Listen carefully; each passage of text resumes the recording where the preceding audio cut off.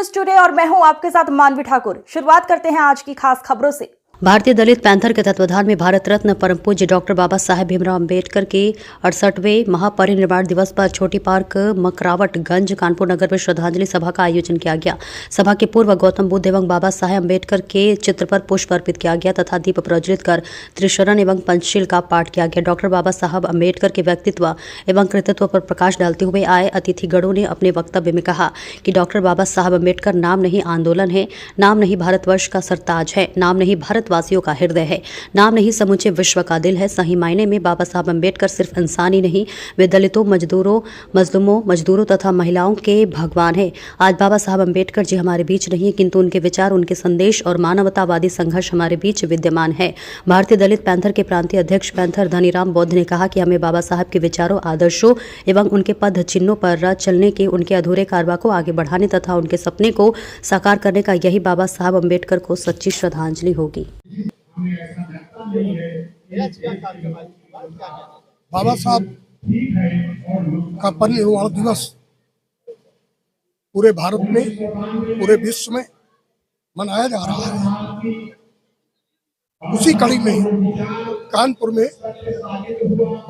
बाबा साहब का परिनिर्वाण दिवस मनाया जा रहा है और हम लोग जो बाबा साहब की कृपा से आज हमें जीने का, आज मुझे रहने का, आज मुझे पढ़ने का, आज भारत का संविधान खतरे में है, उसको भी हम लोग देख रहे हैं। उसको खतरे में कैसे है तो सारे रिजर्वेशन को, चाहे दलितों का रिजर्वेशन हो, चाहे पिछड़ों का रिजर्वेशन हो, इन्होंने उसको निजीकरण में कर दिया है और निजीकरण में रिजर्वेशन नहीं होता है। मुझे लगता है इस सरकार को, मोदी जी को, योगी जी को से विनती करना है कि निजीकरण खत्म करके सरकारी नौकरियां दें, जिससे दलितों और पिछड़ों को न्याय मिल सके।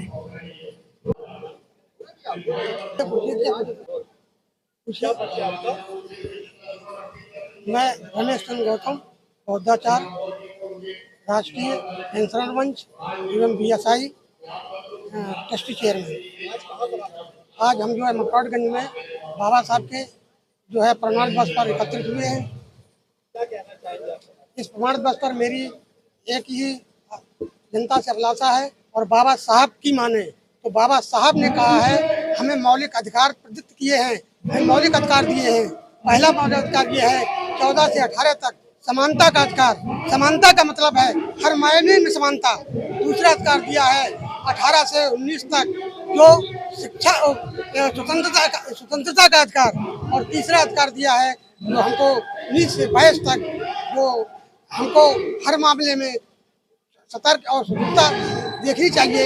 और 25 से 28 तक इस देश में किसी भी मजहब का कोई भी व्यक्ति हो, अब स्वतंत्र है और अपने तरीके से वो मजहब के अनुसार इस देश में अपनी मान्यता प्राप्त कर सकता है।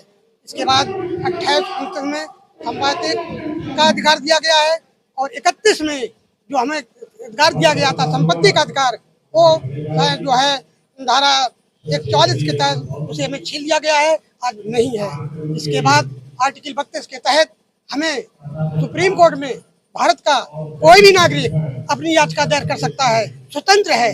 और रही बात हमारे कर्मचारियों की, आर्टिकल 226 के तहत हमें किसी भी विभाग में कोई विभाग का अधिकारी सताता है तो आर्टिकल 226 के तहत हम उसकी याचिका दायर करके उस पीड़न से बचाए जा सकते हैं। बाबा साहब ने यही नहीं, उन्होंने एक भी कहा आर्टिकल 13 के तहत इस भारत देश में जितनी भी रूढ़िवादिता है उसको शून्य कर दिया गया है, समाप्त कर दिया गया है और संविधान के अनुसार चलने के लिए उन्होंने सबको प्रेरित किया है।